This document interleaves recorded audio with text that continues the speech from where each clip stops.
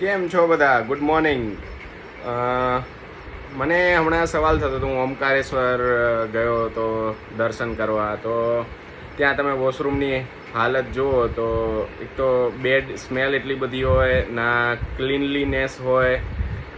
પછી મને ત્યાંથી યાદ આવ્યું, મેં કીધું સાલું આટલું બધું ડોનેશન આવે છે આપણી ધાર્મિક સંસ્થાને, મંદિરોને, તો દર્શનાર્થી માટે આપણે એક સારા વોશરૂમ, ટોયલેટ, બાથરૂમ ના બનાવી શકીએ કે શું કહેવાય. પછી મને નોટ ઓમકારેશ્વર, પછી સારંગપુર બી યાદ આવ્યો. સારંગપુર ગયેલો જાન્યુઆરીમાં. તો શું કહેવાય, તમે વોશરૂમની હાલત જો, જ્યાં રોજના 50,000 માણસો આવતા હોય, 2 થી 3 યુરિનલ હોય, કોઈ ચોખ્ખાઈ ના હોય. તો હવે એટલે ખબર જ નથી કોઈને, આવું મેનેજમેન્ટ કે ટ્રસ્ટીને આ લોકોને આવો વિચાર જ નહીં આવતો હોય કે આપણે આ ચોખ્ખું રાખવું જોઈએ. આટલા બધા લોકો આવે છે દર્શના, કે એ ભક્તોને તકલીફ ના પડે.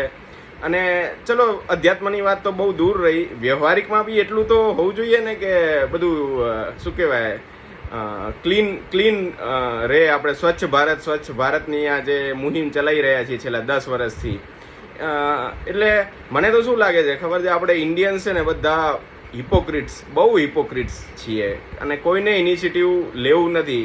હવે આટલા બધા કોઈ એક ટ્રસ્ટીને એવો વિચાર નહીં આવ્યો હોય કે આ મંદિરમાં આટલા બધા લોકો આવે છે, આપણે વોશરૂમ તો પ્રોપર હોવા જોઈએ. તમે મહુડીનું જોઈ લો, મહુડીમાં કેટલા બધા લોકો, કેટલું આખી દુનિયાનું ડોનેશન મહુડી આવે છે કે નથી આવતું.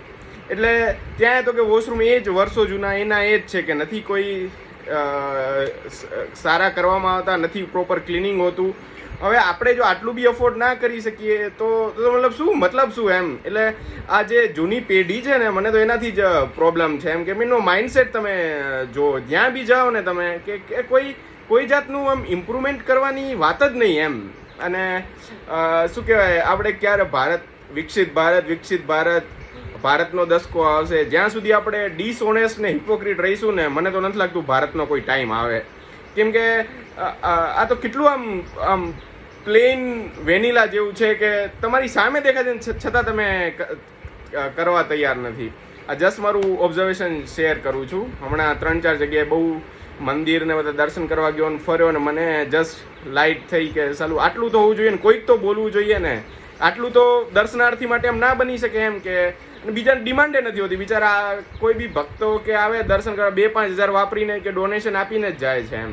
ચલો બાય બાય.